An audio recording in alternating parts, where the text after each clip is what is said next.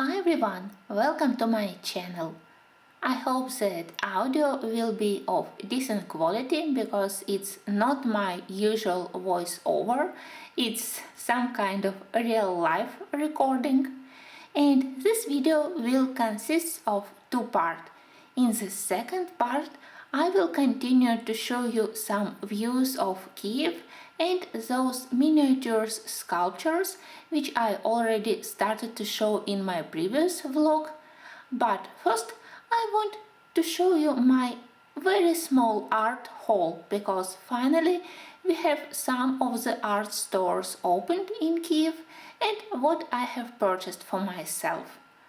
I got a lot of questions regarding paper on which I printed my recent project, Small Summer Pictures by Rita Berman, and I wanted to show you which other colors I have found in our art shop.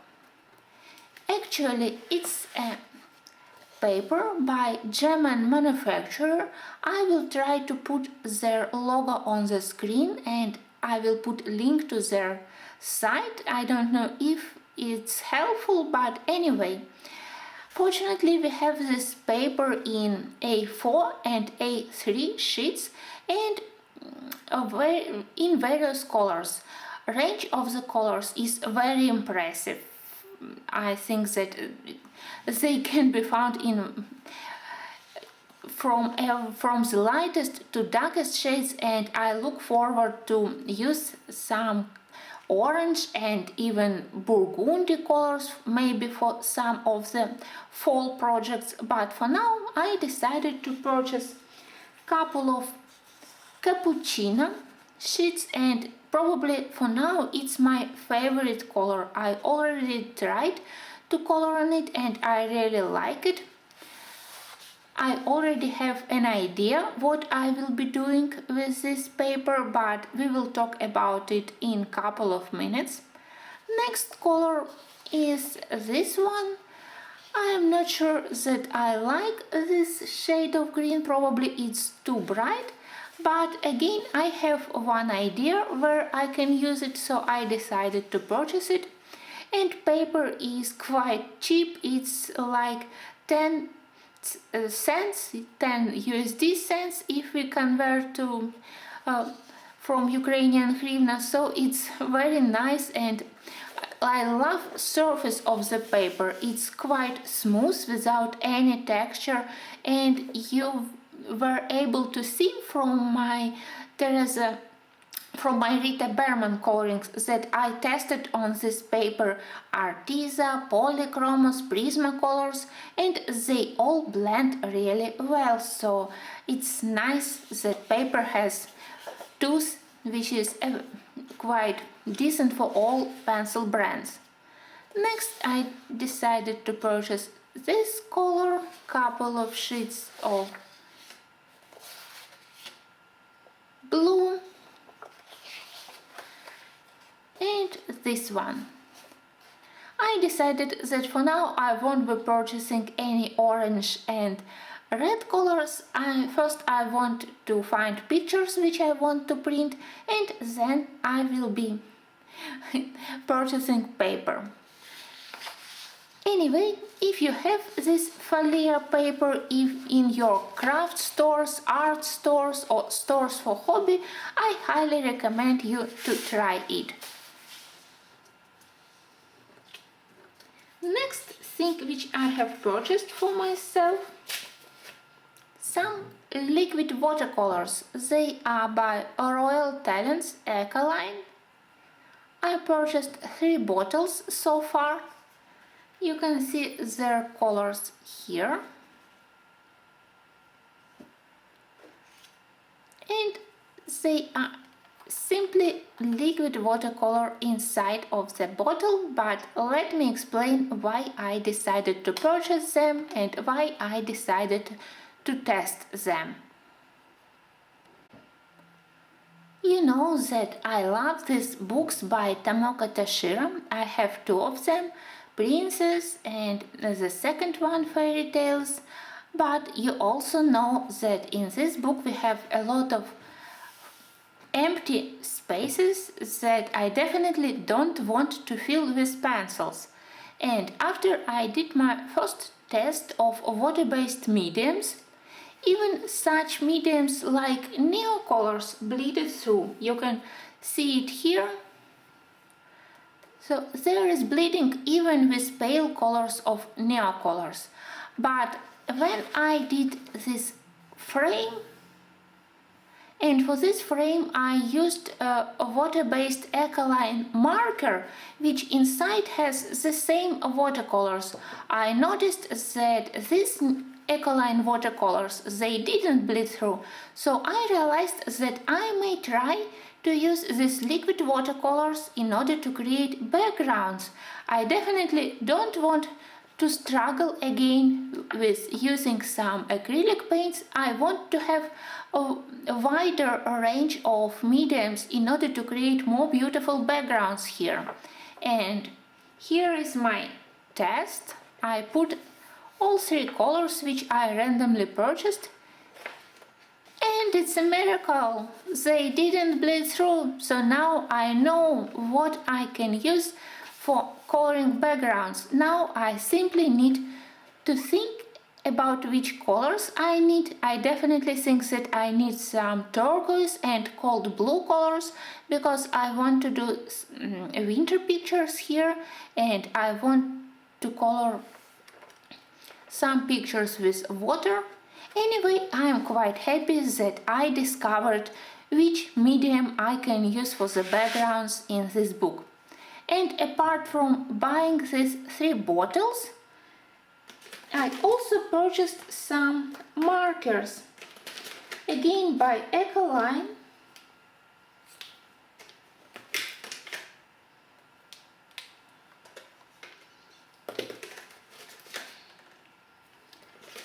Most of all, I was interested in purchasing pastel colors because I have this idea for masking black lines. I thought that if I mask my black line first with using a white acrylic marker, and then on top of it I will use a water-based marker, watercolor marker, it can help me to create more natural looking, softer looking edges of objects. So I purchased pastel green, pastel blue, and from other brand, from Japanese brand Koi, I also purchased a couple of lilac and fuchsia colors. If this work for masking black lines, then I definitely also purchase some pastel yellow, other shades of green colors, and maybe it will be helpful method in order to mask black lines. So it was my small haul, and today it was mostly dedicated to water-based markers. They are all water soluble. I tested them on the piece of the paper which is designed for the watercolors, and I am quite happy. I just need wider range of colors. Alkaline watercolors, they are very bright and they behave slightly different from regular watercolors.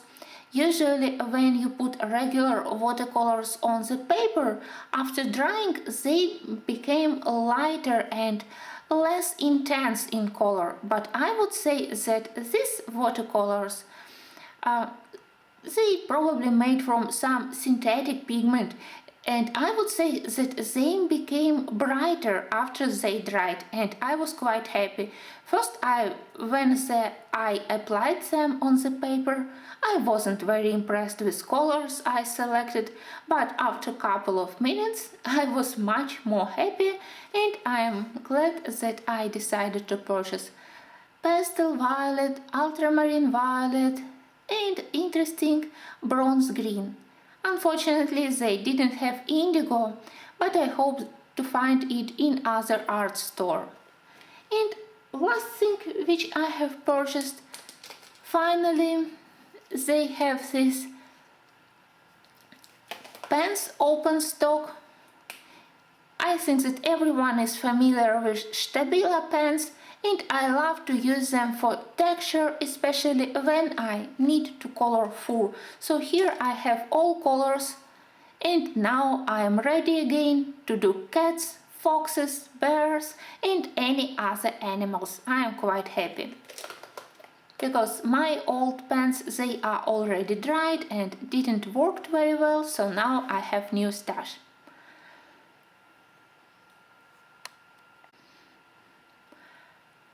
That was my small art supplies haul, and now let me tell you what I suggest to do with cappuccino paper, what I planned for myself and what I suggest you to do together with me.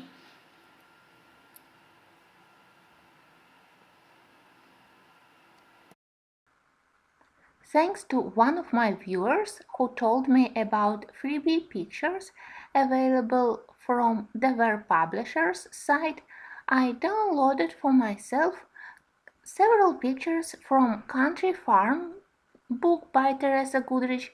I don't own it, but I found that those Freebie pictures are quite lovely, and I decided that maybe I will try to print a couple of them, and I am especially interested in chicken family and in the fruit and vegetable market, but maybe I also will print that interesting farm car. Anyway, I really love this freebie and it will be interesting for me to print them on that dark tan paper on espresso color. And if you're interested, I thought that maybe you will be coloring together with me. As pictures are freebie, you don't need to purchase the whole book. Even if I really want to collect the whole collection of Teresa Goodrich book, in the same time I'm really interested to start to try coloring her designs on the toned paper. So if you're interested, I will leave you a link to the Livre site down in the info box.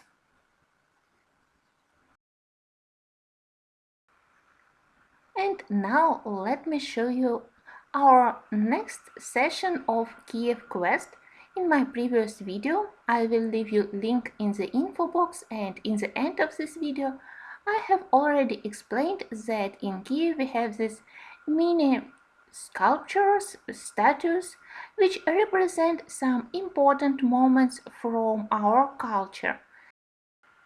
And first miniature for today is Serge Lifar Golden Shoe. Serge Lifar is one of the most famous ballet dancers in France, in Russia, but not many people know that he was born in Ukraine in 1905 in Kiev.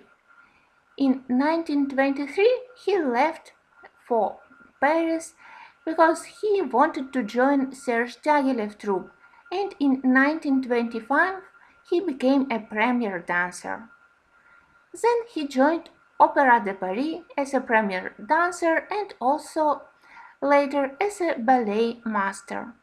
In 1955 he was awarded Golden Shoe for his 25 years of career, and till the moment of his death it was a very treasured prize in his family, but after his death his widow presented this trophy to the Historical Museum of Kiev, because in this way she wanted to celebrate connection which her husband always felt for his place of birth. Here is our opera theater, which is not far from the sculpture of the Golden Shoe. Unfortunately, Serge Lifar himself never danced in this building, but at least this historical connection still presents. Next, I want to show you a couple of moments from our walk in one of our central parks. Even if now we have quite hot weather, and hot is really high, it's more than 30 degrees Celsius degrees, I am very happy that all our parks are still green. Everything is quite fresh, both grass, bushes, trees, so we really enjoy walking in parks. I still feel regrets that we skipped and missed our spring with a lot of beautiful bushes and trees in bloom, and probably that's why I stopped and I filmed each and every flower. I'm glad that roses are already in full bloom, so I hope that it won't be very boring to look at them. And of course, when I catched cute dog, even if I am more like cat person, I still wanted to film it. I think that I still feel that this aftermath of isolation, of self-isolation, and lack of this possibility to walk through parks, through streets, and that's why I filmed each and every interesting moment.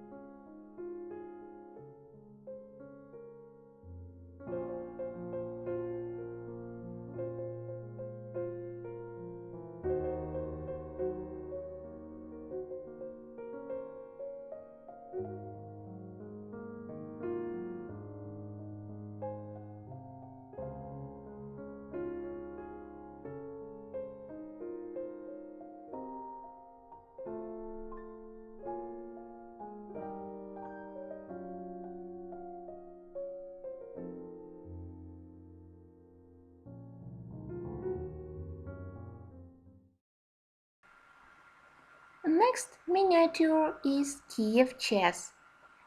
In the 60s of 19th century, interest in playing chess was quite massive in Kiev, and in many public places and parks were formed some kind of public street chess clubs. The oldest one was founded in 1892, and first it was called after Kiev University, then in 1929 name was changed after famous Russian poet Pushkin, and still if you go to this public place, to this park, you still can see people who play chess. And it's interesting that first chess pieces were found during excavation which were dated back to 11th century here in Ukraine, so it was quite popular from very ancient times. Fun thing is that our Orthodox Church never actually approved playing chess. They considered it close to gambling, so they never approved, but still a lot of people found this game very popular, very interesting, and a lot of people participated.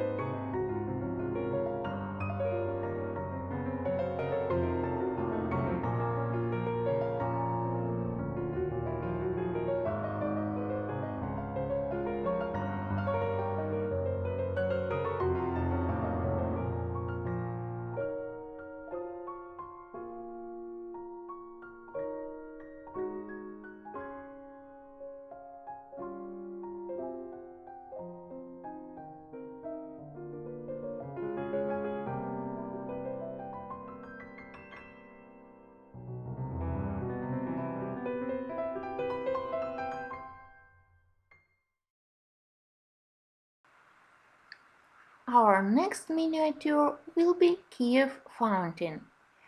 History of Kiev fountains dated back for more than 100 years, when authorities of Kiev decided to order 7 iron fountains. You can see here one of them, and to put these fountains on the central places of Kiev. Shape of fountain reminds a little bit of flower, and water flows from lion heads. It's interesting that during old time water was drinkable. Of course, it's not drinkable now, and people were able to take water from the fountain, and 6 buckets of this drinkable water costed 1 kopeck. It was a small coin during Russian time, and also people were able to bring their cattle to the fountain, and to bring one head of the cattle also costed 1 kopeck. To drink water from the fountain was free.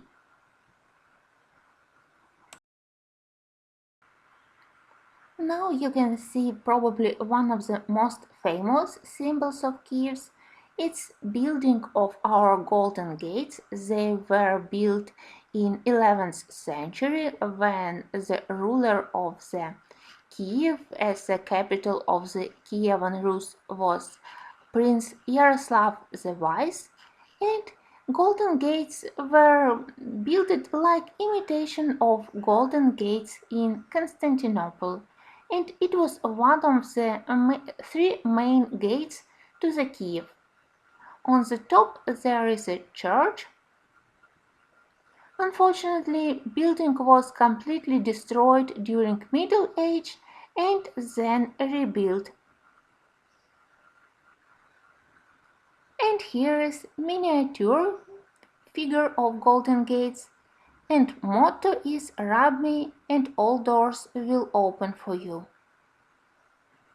When I was a small girl, to visit golden gates with their thick walls, iron grills, wooden corridors and hidden passages, it was one of my favorite hobbies, one of my favorite times, and I think that I visited it more than 10 times when I was just a child. The next miniature is dedicated to famous inventor Igor Sikorsky. Even when he was a boy, he started to study Leonardo da Vinci drawings of wings and flying machines, and he started to dream about helicopters. He started his studying in St. Petersburg, then in Paris, and then he returned to Polytechnical University in Kiev to finish his education. At the age of 20s, he designed his first helicopter model, and apart from being a very talented inventor, designer, he also was quite able a pilot. He always tested his models personally, he carried all experimental flights. Unfortunately, in 1918, he immigrated to France and then in 1919 to USA, where he founded company which was named Sikorsky Aircraft.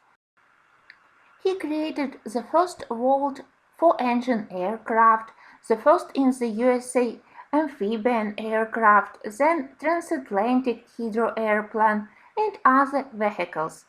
In 1967, his helicopter crossed Atlantic Ocean, and in 1970 Pacific Ocean with in-flight refueling.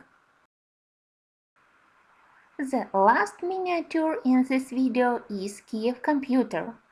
The first electronic computer in continental Europe was designed and built in Kiev Institute of Electrotechnology.